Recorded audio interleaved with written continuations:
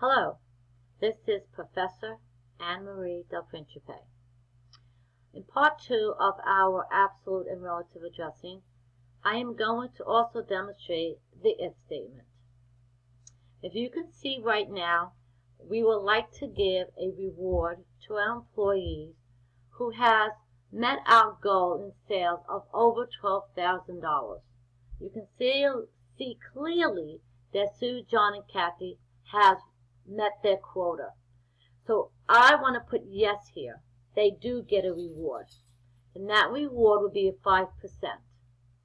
So rather than me writing out the long formula, I am going to go to my formula tab on top and choose logical, which is if. And the dialog box opens up and it says, what would you like to do as a logical test? Well, what I want to do is if the sales is greater than or equal to, and I don't want to say 12,000. I may raise that up to 13,000 later on. So I put that amount in a cell. And because everyone is going to be using the same cell and the formula is always going to use C14, which I'm going to type in C14, I am definitely, or if I want to just backspace, I could just click on it to guarantee that C14 is chosen. Then I can do my absolute, which is my F4, and lock in that C14.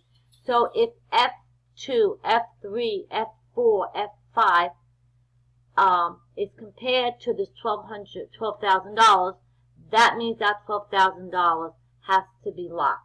If you look to the right-hand side, it said yes. It is true.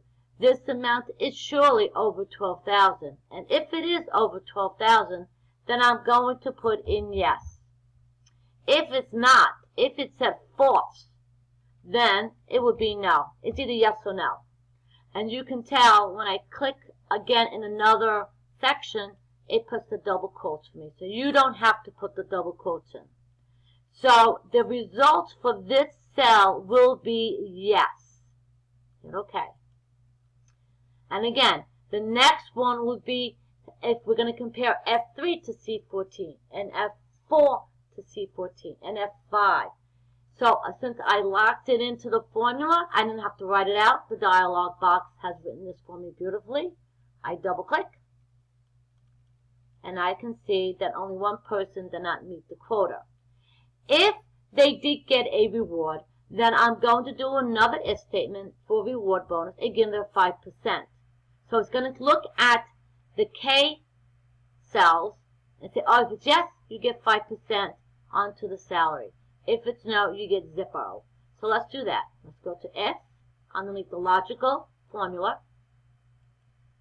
and say, well, if this K2 is equal, and now I have to put the double quotes. That's one of the quirks. It doesn't have to be caps, but it has to be in double quotes. If this cell, which is K2, is a yes, then, if it's true, then I want to take the salary times the 5%. And I click on the 5%. And since everyone is going to be using that 5%, I'm going to make sure I lock it in. And if it's not, you get, sorry, you get a 0. You get nothing. Hit OK. There's your 150. Double click down. Make sure you go to your home tab and put in the dollar amount.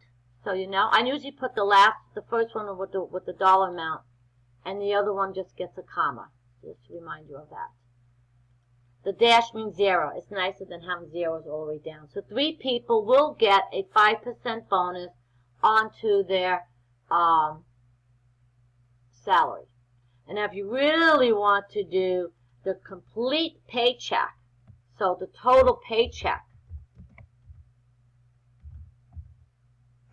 make sure I widen that.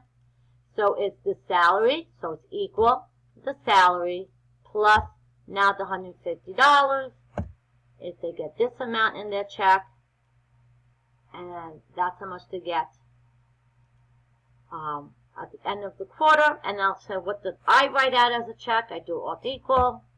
There you go. I can also see how much I've written out. And if I really want to check out how much everything it costs to be is this plus this. Come down to the bottom is 260330. Beautiful. I love it. So, in a nutshell, when you do Excel, you have to check your answers. But this portion of Excel, it shows you how to do an if statement. Have fun with it. I'll see you in class.